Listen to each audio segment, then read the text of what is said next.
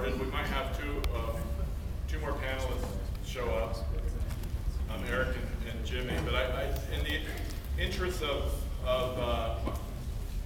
kind of setting levels, I guess, and getting everything ready for our recording, we're pleased to have the Dollar Bin site, which is at www.thedollarbin.net. It's recording all of today's panels and putting it up on their site. So if something really disastrous happens or funny happens and you want to listen to this later on, or just want to tell your friends about the panel that you saw, they can go listen to it on that site, which is the Dollar Bin site. So you don't need to be here. You can just go. This is my comments. Yeah. I asked actually if that applied to me, and they told me I actually had to be here. So, for the interest of kind of setting levels and getting used to the sound of their voice, I'd love for the nobody's ever gotten used to the sound of my voice. I'd love for the our esteemed two panelists, our panelists thus far, to introduce themselves if they could, and their position within the industry. Positions within the industry. Assume the position in the industry. Hi, I'm Mark Wade. I'm a legend in the industry. I'm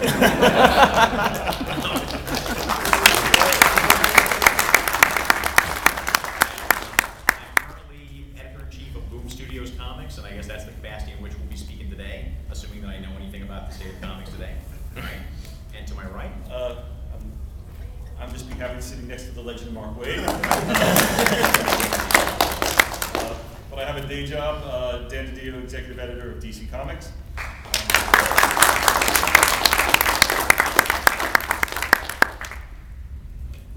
Great.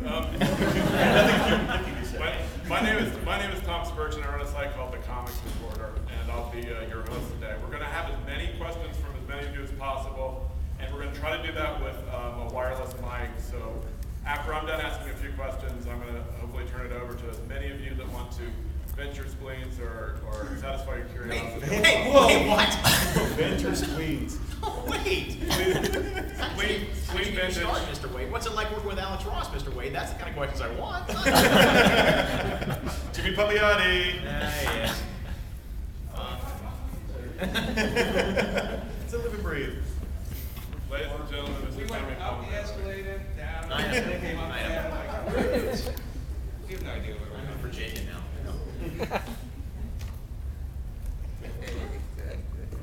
Hey, Mr. Larson. Hey, Mr. Larson. Everybody's here. Yeah. Well, don't I feel stupid for starting here? Congratulations on finding the room.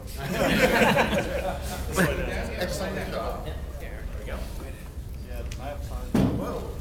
Hey guys, Eric, first, can I have you just state your name just so we can make sure the levels are okay on the mic? For the record. For the record, here in front of the committee here. My name is Eric Larson. Is that good? Yeah, that's Is great. that good? Doing all right? All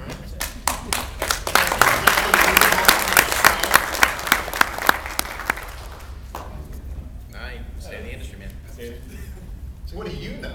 What state are we in? What do I know? Get your finger on the pulse. That's right. Not comics. Of that body he killed last night. No more posts. All right,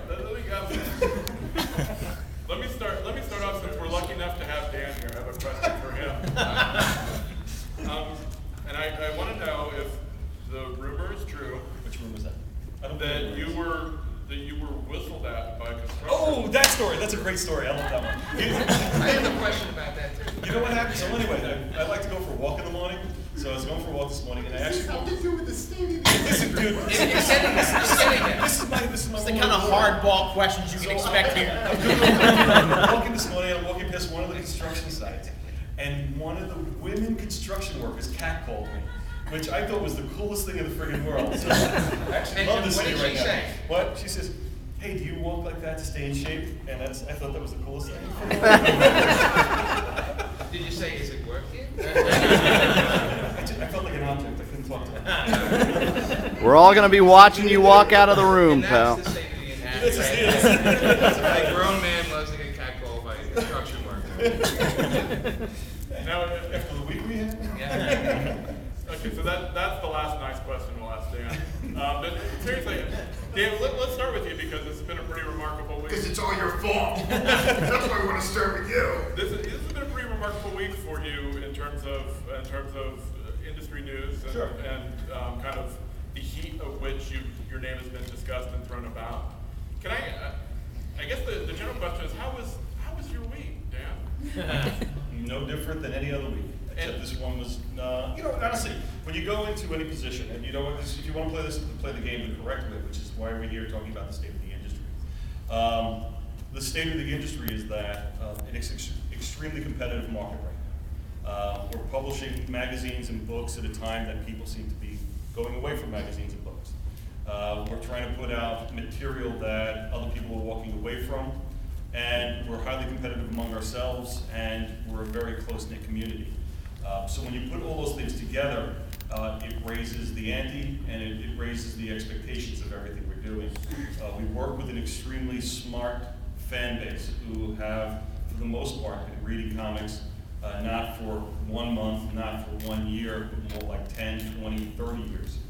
We do what I love about Comics Panel that we do, the one that's on a Sunday. One of the things that I do is that I ask everybody how long you've been reading, and more hands are reading plus 20 years than not reading. It's less than 20 years. That makes me want to put a gun in my mouth, but that's the whole. Yeah, but seriously, and it's the collectability factor, the ownership factor, the love of comics that drives and motivates everybody on a day-to-day basis. And we're a periodical business where people feel not only they feel a deep association with our characters, and because of that, they take a very personal interest. It's what drives the business, but also hurts the business. And for us, as we try to grow, we try to be something different. You're going to upset people along the way, but that doesn't mean you shouldn't try, and you shouldn't try to grow. And that's my opinion. Now, to follow up on that, what do you feel exactly hurts the business about that? Is it just the nature of the speculation? Well, it's not even the nature of speculation. It's, as I said, it's an election year. You joke about an election year, and because it's an election year, we have to make promises. I promise to change every character, but leave it the same. I promise to tell big stories where continuity fills with every single thing, and everything makes sense, but every book stands on its own. We have to make those promises because that's the expectations of the audience, that's the expectations of the fan base. And the reality is, when you make half of them happy, you make the other half upset. And then when you try to please everyone, you wind up pleasing no one. And that doesn't mean you don't try to stop, that doesn't mean you don't try working at it, and it doesn't mean that you make mistakes along the way. We put out, DC alone, puts out the DCU, not even counting Vertigo, not counting Wildstorm, somewhere between 60 to 65 books on a monthly basis. That's a lot of comics, that's a lot of material, that's a lot of things we're putting out. Every one of those books is not built for everybody. We go out and push everything equally, and we push some things a little bit harder than others on occasion, but the goal is to get people to sample everything we can. And the bottom line